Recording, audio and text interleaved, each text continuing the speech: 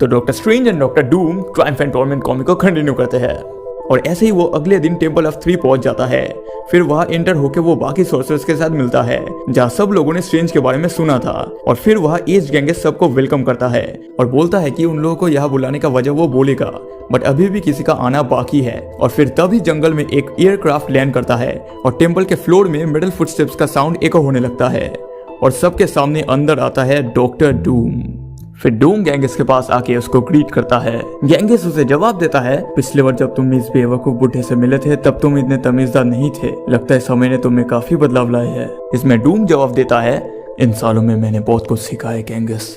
आप जिस Victor von Doom से मिले थे वो एक बेगर था और आज मैं एक नेशन का राजा और रखवाला हूँ। मेरे ऑफिस प्रोटोकॉल्स के रिस्पॉन्सिबिलिटीज ने मुझे जरूरतमंद लोगों को इज्जत देना सिखाया है।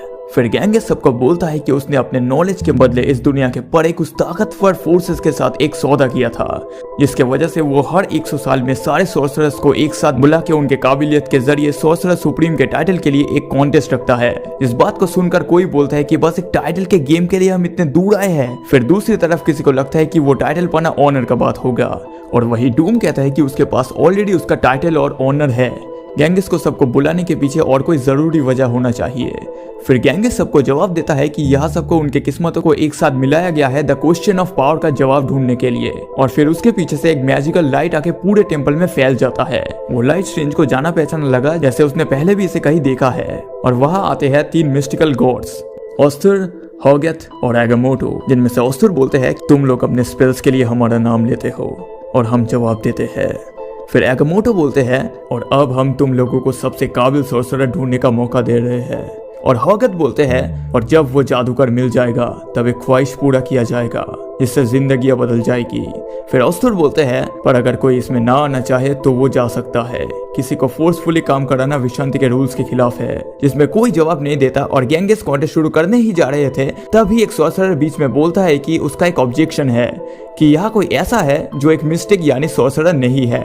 फिर वो डूम पे पॉइंट करके बोलता है कि डूम कोई सॉर्सरर नहीं है, वो सिर्फ अपने वेस्टर्न साइंस और टेक्नोलॉजीज के बलबूते में यहाँ खड़ा है, तो उसे यहाँ होने का कोई हक नहीं और ना ही इस कॉन्टेस्ट में। इसमें डूम जवाब देता है कि ये सच है कि साइंस के जरिए मैं यहाँ आया हूँ, पर मेरे मिस्टिक ट्रेनिंग की वजह से ही मुझे यहाँ आने का बुलावा मिला है।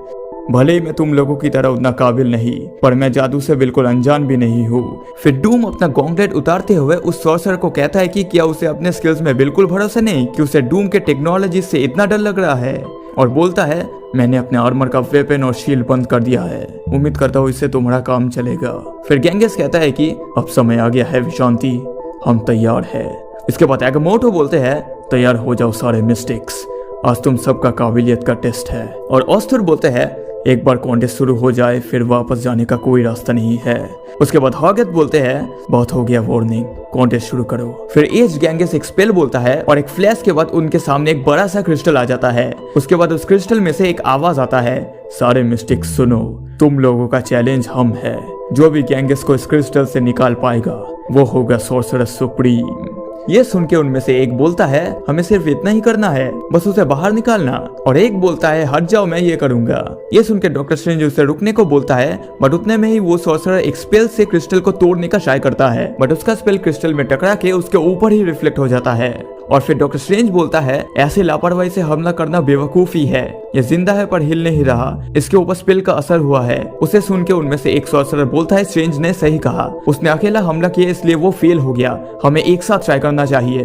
उसके बाद सब एक साथ उस क्रिस्टल में अटैक कर देते हैं और सबका स्पेल फिर से उनके ऊपर ही रिफ्लेक्ट हो जाता है। स्ट्रेंज शील करते हुए बोलता है कि ये स्पेल 100 गुना ताकतवर होकर वापस आ रहे हैं, अपने आप को बचाओ। और उन सॉर्सरर में से एक नोटिस करता है डूम हर स्पेल से बच रहा था, जैसे उसे पहले से पता है वो स्पेल्स कहाँ रिफ्लेक्ट होगा। उसके अटैक की वजह से डूम मिस्टिक आर्ट को दूसरों से बेहतर समझ पाया था। फिर एक सॉर्सरर उस जमे हुए सॉर्सरर को शील्ड की तरह यूज करके उसके पीछे छुपने जा रहा था, तभी वो जमा हुआ सॉर्सरर उसके ऊपर हमला कर देता है। उसके बाद सब सॉर्सरर जिनके ऊपर स्पेल रिफ्लेक्ट हुआ था बाकी बचे हुए सॉर्सरर के ऊपर हमला करना शुरू कर देते हैं। उन सब से लड़ते हुए स्ट्रेंज बोलता है क्या मैं अकेला बचा हूँ इन सब में? तभी एक आवाज आता है नहीं डॉक्टर। डूम को देख के स्ट्रेंज चौंक जाता है और सोचता है डूम लड़ाई में उससे मेरा ध्यान हट गया था, वो इससे कैसे बच गया? फिर वो अपने सामने के 3 सॉर्सरर को रोकते हुए डूम को जवाब देता है कि वो उसका मदद करेगा इन तीनों को रोकने के बाद। फिर डूम स्ट्रेंज को जवाब में कहता है जितना टाइम चाहिए लो डॉक्टर, डूम को किसी की मदद नहीं चाहिए। और लड़ते हुए स्ट्रेंज के दिमाग में ये चल रहा था डूम इनएक्सपीरियंस्ड है, फिर भी बहुत अच्छे से सब कर रहा है और उसका मूवमेंट काफी मैकेनिकल है, बट उसका शील करने का तरीका स्ट्रेंज के जैसा है। फिर डूम कहता है उसने ऐसा बैटल कभी भी फेस नहीं किया था। उस एडवांस्ड आर्मर के होने के बाद भी उसे अपने तरफ से पूरा जोर लगाना पड़ रहा था। और फिर डॉक्टर स्ट्रेंज और डॉक्टर डूम आमने सामने आते हैं। फिर स्ट्रेंज डूम को बोलता है मैं इम्प्रेस्ड हुआ सर, और डूम जवाब देता है मैं भी डॉक्टर, जब मैं एक को हराता हूँ तब तुम दो को, मुझे पछतावा होगा ऐसे आर्टिस्ट को तबाह करके। बोलते हुए डूम स्ट्रेंज पे हमला कर देता है। इस अटैक को रोकते हुए स्ट्रेंज डूम को बोलता है रुको डूम, इसकी कोई जरूरत नहीं है, जिसमें डूम जवाब देता है मुझे मेरे गोल तक पहुंचने से कोई नहीं रोक सकता। फिर डूम का स्पेल तोड़ते हुए स्ट्रेंज बोलता है स्पेल को अगर ठीक से ना किया जाए तो वो टूट के कास्टर के पास ही लौट जाता है। और फिर डूम के खुद के स्पेल से डूम खुद ही सील हो जाता है और अब उस पूरे टेम्पल में सिर्फ डॉक्टर स्ट्रेंज ही बचा है। और अब स्ट्रेंज को अकेले उस क्रिस्टल से गैंगस को निकालना होगा, नहीं तो सब लोग इस क्रिस्टल के काबू में रह जाएंगे हमेशा के लिए। बट जो स्पेल रिफ्लेक्ट हो रहे थे उससे ह्यूमन बॉडी का बचना मुश्किल था, जिसके लिए उस क्रिस्टल के पास जाने के लिए स्ट्रेंज अपना एस्ट्रल बॉडी का इस्तेमाल करता है और अपने एमुलेट के मदद से स्ट्रेंज उस क्रिस्टल के अंदर देखने की कोशिश करता है जिसका ताकत एगामोटो से लिंक था। जिसके बाद स्ट्रेंज कुछ ऐसा देखता है जिससे उसका यकीन नहीं होता कि इन सब का जवाब इतना सिंपल था। फिर स्ट्रेंज गैंगस को बाहर आने का रिक्वेस्ट करता है और फिर उस क्रिस्टल से बहुत ज्यादा लाइट निकलना शुरू हो जाता है और आवाज आता है तो फिर ठीक है, जैसी तुम्हारी मर्जी, सबको छोड़ दिया जाए। जिसके बाद सारे सोर्सेस अपने होश में आने के बाद गैंगस सबके सामने आता है और फिर वो तीन गॉड्स बोलते हैं अब तुम सबको समझ आया कि ताकत और शोहरत के साथ शांति और सावधानी भी एक जरूरी चीज है।